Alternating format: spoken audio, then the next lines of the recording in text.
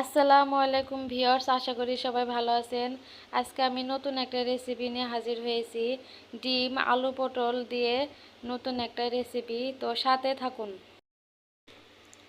Viewers, এখানে আছে দুটো ডিম, আর এখানে আছে টমেটো কুচি, মরিচ কুচি, পেঁয়াজ কুচি, আদা রসুন ও জিরে একসাথে পেস্ট করে নিয়েছি।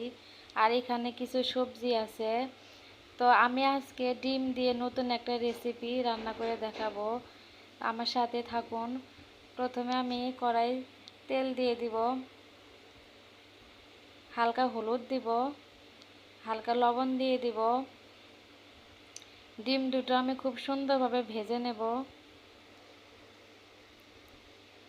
একদম লাল লাল করে আমি ডিমগুলো ভেজে নেব। ভিউয়ার্স, আমার ডিমগুলো ভাজা হয়ে গেছে, এবার আমি উঠিয়ে নেব। ডিমগুলো ভাজা শেষে আমি সবজিগুলো খুব সুন্দরভাবে ভেজে নেব।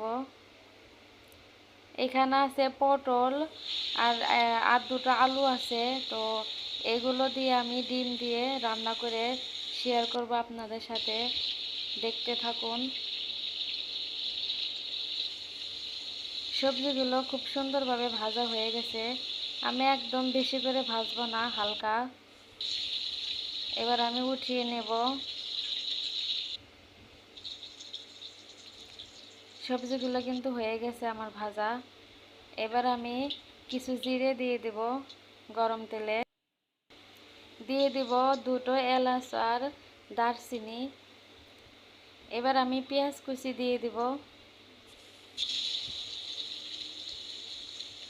দিয়ে দিব কিছু কাঁচামরিচ,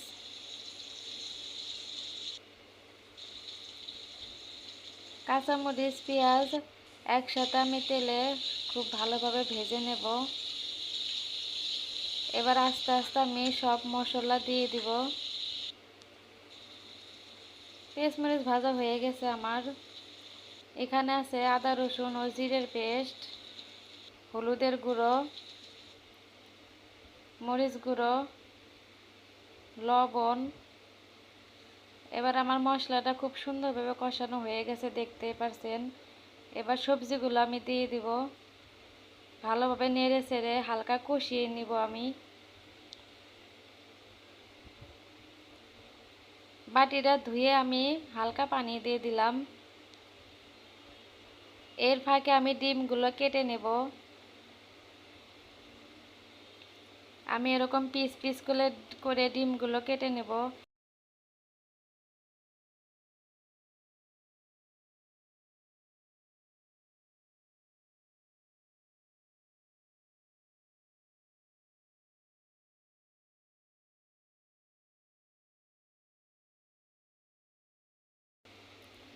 দেখতেই পারছেন ভিউয়ার্স, তরকারিটা কত সুন্দর হয়েছে। ডিমগুলো এবার দিয়ে দিব।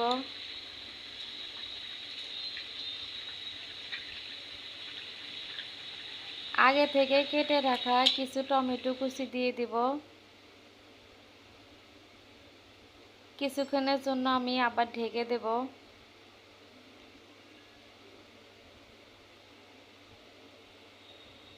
ভিউয়ার্স, আমার তরকারিটা হয়ে গেছে, দেখতেই পারছেন তরকারি কত লোভনীয় হয়েছে।